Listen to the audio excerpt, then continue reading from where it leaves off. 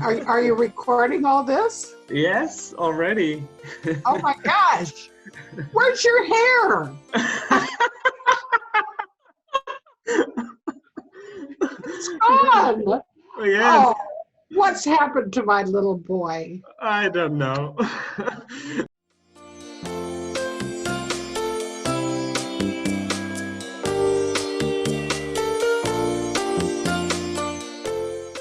We can start with how you got into the dogs and how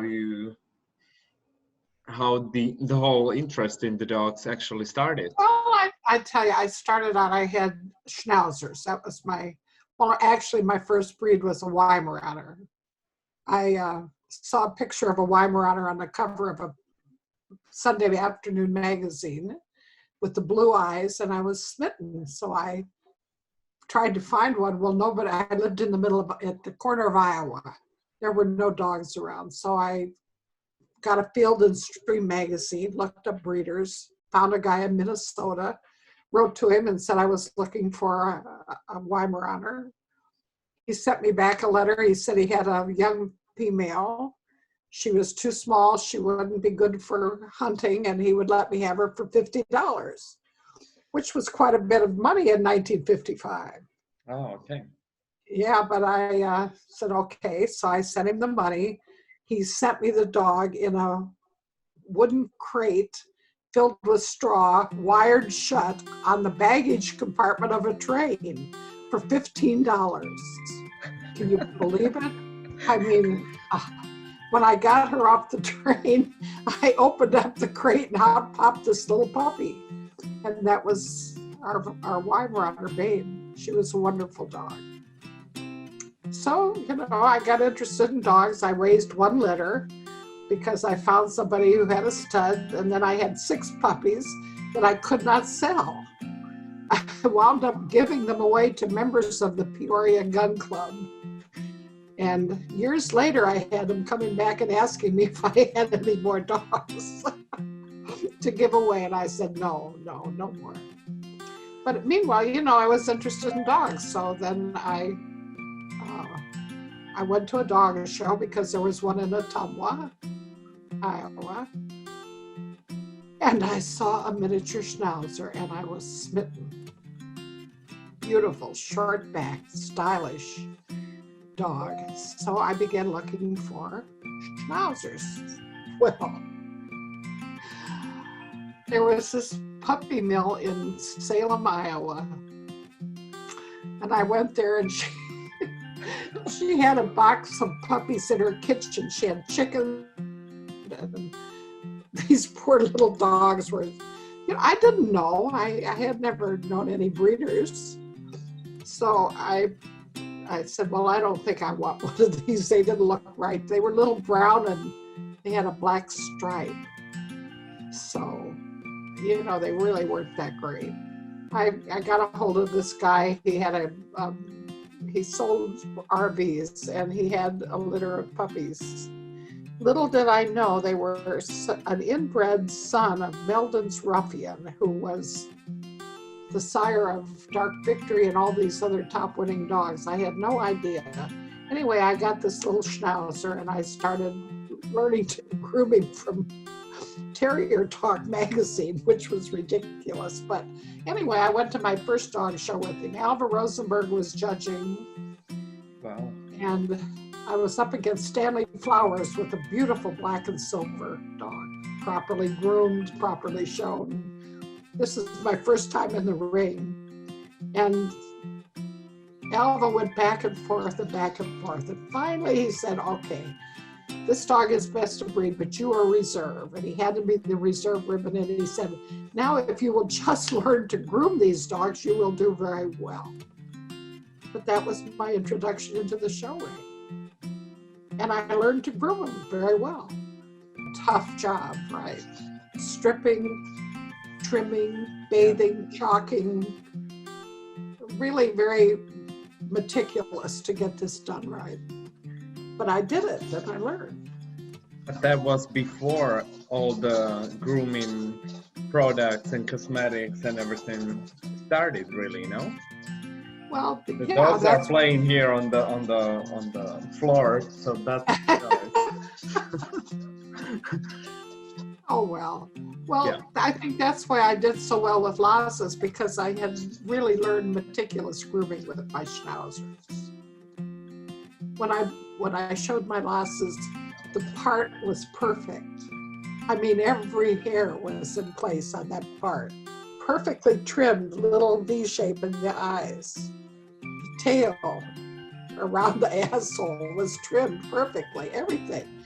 And when the coat hit the ground, it was perfect. I trimmed it perfectly. It really, so my first show with Lhasas, I'll never forget it. I went up against this gal from St. Louis. She had entered 5 or 6 Lhasas, each one worse than the last. They were terrible, awful, grizzled, dirty, unkempt, miserable, wouldn't even show. I had Sparky and Flame. Flame was a beautiful bitch and with a full coat. Sparky was like a puppy 10 months old, 8 months. Anyway, I walked in the ring with Sparky and the judge kind of looked at him and said, okay, you know, you're one. He was the only one. Then the bitches started coming in. And when I came in with Flame, his face brightened and he said, okay, simple, you're best of breed. And of course, Sparky was best opposite. But that was a major win. And, you know, I out-groomed that woman. I mean, let's face it. Her dogs were terrible. But how did you actually get them, Sparky and Flame? What was the total introduction to the breed from the Schnauzers? Well, when I was at the show, of course, with my Schnauzers, I saw Lhasa. And it was riding on a guy's arm with the hair draped over it. And I thought, oh, wow, that's really beautiful. So I became interested in Lhasas, and I wrote to Georgia Palmer, and she didn't have anything. And she said, get a hold of Gloria Fowler out in California, or Karma Kennels. So I wrote to Karma Kennels, and I wrote to Gloria Fowler. And of course, the only one that answered was Gloria. And she had a 10-month-old female for $250, and she would throw in this male for $50, Sparky. Wow. Because she was unloading her clown stock out the door. And I thought that was a little high, but I thought, well, I'll go ahead, and I paid for them $50 a month. And they arrived, and beautiful Flame. She was a little shy. She stepped out of the crate. She was beautiful. And out came Sparky. He was like 4 months old. This big, gangly, ugly puppy with the tail straight up in the air. And I thought, wow, they really... I looked at them and I thought the noses were a little short compared to what I had seen. But, you know, they looked okay. And so that was my beginning. Why was she getting rid of the Sparky line? The clown line, because it was impure. She wanted to go with pure Hamilton. Okay. So that's what she did after that. She left off those beautiful dogs and went into pure Hamilton stock. And of course, her dogs were never the same. And the controversy around Sparky has never stopped, even after 50 years, because of that. No? It's still going on. I mean, can you believe it? I mean, you know, I don't understand why they can't find room for everybody. Because listen, all of those dogs in Tibet all were from the same stock. Tibetan Terriers, Shih Tzus, Lhasas, all of them. Apsos, everything. They all came from the same stock. They just were, the Shih Tzu were shuttled off to China where they became an individual breed, and Tibetan Terriers, they kept the bigger dogs, and those were the Tibetan Terriers. And of course, then they kept the Lhasas separate. I mean, you know, you can take a wolf and create a Chihuahua. Now, isn't that amazing? Yeah. Yeah. But did you realize at that time that the dogs that you have are different than the other dogs? Well, when I began showing them, there were very, very few Lhasas being shown in my area. Hardly any. I mean, many times I would go to the show and be the only one. But eventually I came up against Maxine Weathers, Maxine Beam and Jean Lade and those people. Yeah. And I did not like their dogs. They were structurally imperfect. Sparky was a very well-made dog. He was the proper length and height. He was a bit longer than tall, but he had good shoulders and a good rear and a good top line. He loved to show. He bounced up for the liver, and he was a great little show dog. And when I saw him compared to these long, low dogs, which were long because their tail sets were further back and the shoulders were too steep, that's what made them look longer. Not that they were any longer, but they had the appearance of more length because of their structure. And their temperaments were not good. They were spooky or they were nasty. Rena Martin had some really nasty dogs. If you walk past the crates, they would leap at them and snarl at you. They were just nasty. She eventually got Maltese and got rid of her Lhasas. You started, Orlane, with these two dogs that you got. Right. Well, yeah, and then I got a bitch from Gloria, from Georgia Palmer, Roughway Camboo, which was pure Hamilton. She was a big, kind of long bitch, but she had a good temperament, and that was my beginning. Yeah. Yep. I bred Sparky and Flame, and when she was ready to have, I bred Sparky and Flame, and when she was ready to have puppies, I worried that she might have trouble, so I got in the car and I drove to the vet. On the way there, Puppet was born.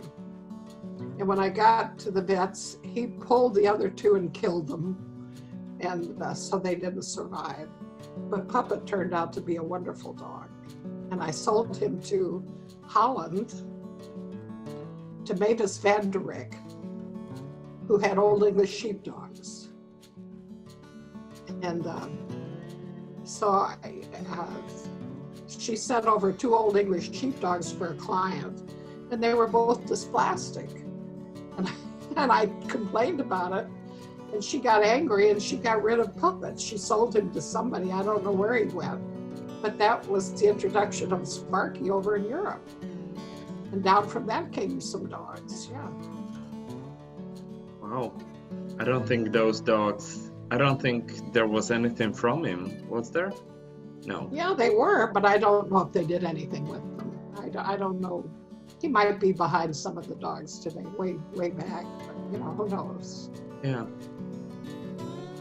It's like I saw a picture of a beautiful bitch from Europe with this woman. She was, what was Kilani, something Bravura. I can't think of the name. Anyway, a beautiful bitch. And I looked at her pedigree. She had 5 crosses to Intrepid in the first 4 generations. Beautiful, though. Yeah, it's very significant, the look that you created. But how did it happen, really? Did you set up the Orlane look?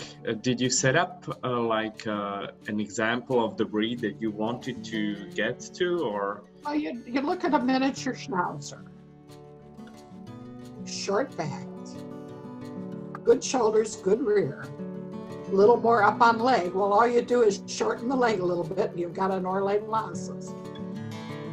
That's what I started with, the Schnauzer. That's what I tried to. I like that look. Right. But Lhasa is different than the Schnauzer, the standard says. How is it different? Well, they're longer than tall. I don't know the standard for miniature Schnauzers, but Well, look at the Schnauzer standard, and they are square because their bones in their legs are longer. But if you shorten their leg, added a little more substance, you'd have a Lhasa. Right, now I get your view. Yeah, that's why everybody complained about my dogs being too short, but they were still longer than tall. I never could get one that was absolutely square. I had one puppy that I thought might make it. When he was 8 months old, he was square, like a Schnauzer. But as he grew up, he grew taller. He was a Tibetan. He was 14 inches tall when he finished growing. Okay. So, I had a little Tibetan, but I was never able to get one perfectly square, although I tried. Even though I knew it wasn't right.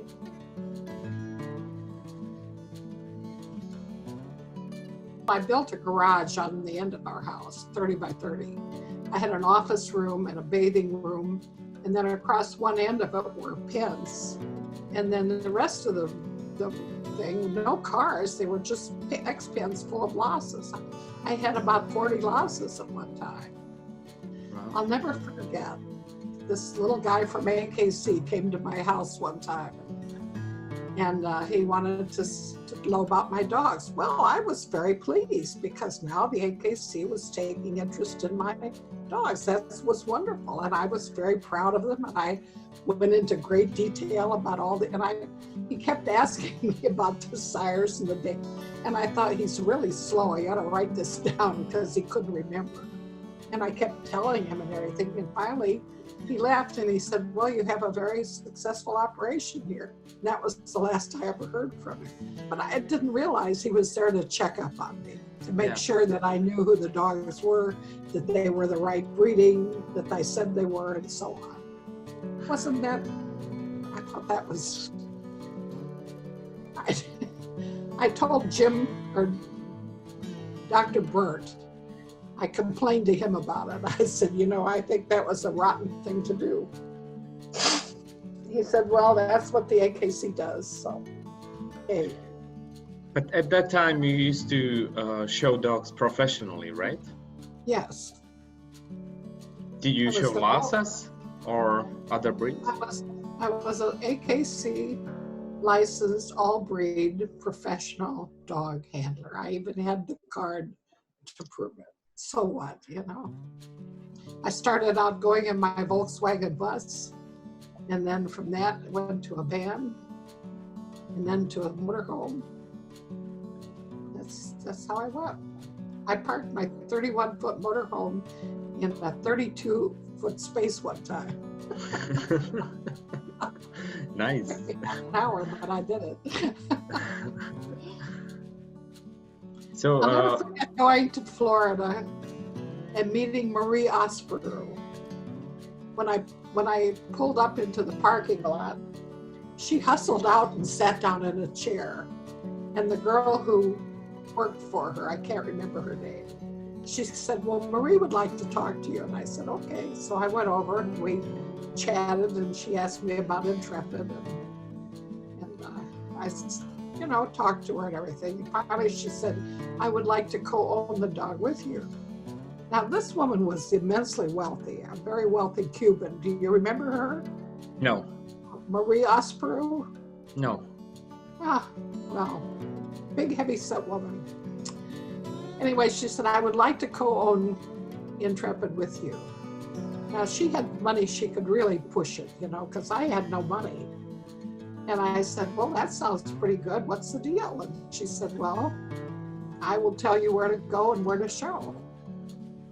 I said, well, I don't like that idea, because I would want to pick my own judges and where I would go. And she wouldn't hear of that, so it never came to anything. But she was very impressed with the dog. She had a good eye. You started with Intrepid. We can just talk about him. Did you realize that he is the dog with this great potential that he actually had? I mean, Well, he was just a little 3-month-old puppy. yeah. Cutest dog. Yeah, just another. I had a lot of good puppies. And Marge and John Lang in Delaware were looking for something to show, and they said, well, why don't you send him out to us so you don't sell him? I said, well, all right, I could do that. So I shipped him out to Marge and John. And when I went east, they lived in Ohio, and I went out in that area to, I don't know, show dogs, I guess. And I'll never forget when I got into their house and we were sitting out on the porch, and she said, we'll let the dogs out in the back. And I saw this gorgeous creature come flowing across the grass, and it took my breath away. That was Intrepid. Beautiful dog, beautiful. So I brought him home and agreed to send him to England because I knew Gene wanted something really good. But before he left, I went to a show in New Jersey somewhere. And I had Intrepid on the leash. He was groomed and everything, and I was walking him around. And Bob came running up to me. Bob, what was his name? The handler that showed did all the winning before me. Forsyth? No. Little fat guy. Anyway, I can't say his name. He came running up to me and he said, who is that dog? And I told him, and he said, he's wonderful. He said, why don't you let me show him? And I said, don't be silly. Why would I do that? He said, well, I could really do something with that dog. I said, well, neither one of us are going to show him. He's going to England. And he had a fit. He said, why on earth would you send that dog to England? They wouldn't know what to do with him. They would not appreciate him. I said, well, I got to give it a try. And that's where he went. And how did it come about? How did you meet Gene? How did I meet Gene? Gene came to Westminster with Ann Matthews when she judged the guard. Okay. And I had Intrepid. No, I didn't have Intrepid. I had Fluff. I had Buzzy there. And Ann Matthews put up the red dog with the bed in front. Anyway, Jean had an eye for a dog, and she spotted my dog, and she said she would like to talk to me about the dogs. I said, well, come down to Newark with us after the show, and we'll look at some dogs. So she came home she drove down. I was living with John and Marge at the time, and she looked at the dogs, and she was just smitten. She said, I just want something. You send me something good. So I sent her Intrepid. I read somewhere that she stayed all night up with you, and all you night, talked all night talking dogs, all night. Talking, go over the dogs, talking about structure, all that. It was, that's why I got to know Gene. And you sent Intrepid and 2 females with him. Yes. One of them died in quarantine, but the other produced Cascade. It was a very successful venture. She must have bred every dog in England to him, I swear, because she must have had 100 litters. I mean, because there really were a lot of dogs coming out of that. But before he went, did you realize that it's going to be this big thing, that he's going to basically change the breed in UK? Well, I knew he was a beautiful dog, and I did not know what they would do with him. Of course, they all criticized him when he went, too much kick up. And I'll never forget James, one of the judges. He was talking to me when I was over in England, and he said, the dog has way too much kick up. And I said, look, let's go down to this creek and put the dog in the water and we'll examine his structure. No, he said, you don't have to do that. I said, the dog has a beautiful rear, a proper rear. He's steep in shoulder, which is why he lifts his front slightly when he moves, but there's nothing wrong with his rear. He has proper rear movement. I don't know if he believed me or not. I showed Jean, I said, look at pictures of sporting dogs without the hair. You can see what the rear should look like. So, you know, I'll never forget going up to Scotland. And we came up over this hill and I could see the castle in the distance. And I said, oh, look, there's the castle. They're doing, they're remodeling it. She said, my dear, they do not remodel the castle, they restore it.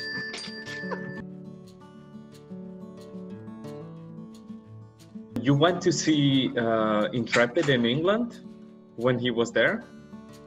Yes, yeah. Did you see his offspring and the dogs there? That's what Jean paid my way to come over and see his first few litters to help her pick them out. That's what I did. Nice. And they were beautiful puppies. I was really amazed. Just gorgeous. I mean, the whole litters were outstanding. There was, I don't know, 3 litters, and I had a hard time. You know, we went over them and did structure, and they were just Fresno and Hackensack.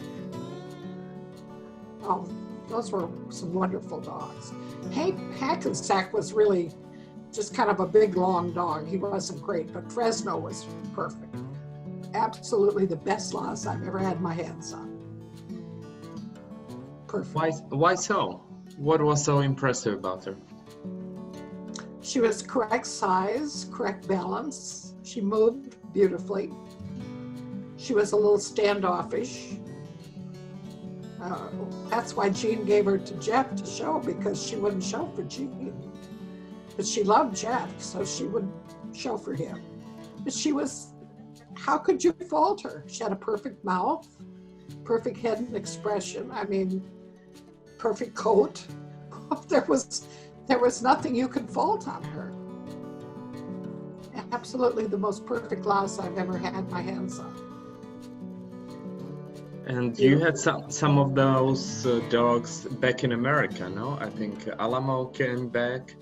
Yes, yeah, Alamo. That dog, he would crawl under or over the fence. He'd run bitches he wasn't supposed to. I'll never taking him to the garden when Ed Biven was judging. He won the breed under, I don't think it was Ed, but then everybody said, oh, well, you've got to do him out again for the group and get him ready for the group. Well, he did not like a bath anyway. So I said, okay, we'll do it again. Gave him another bath, got him all ready, trimmed him. Everybody was working on him. By the time we got to the group ring, he wouldn't show.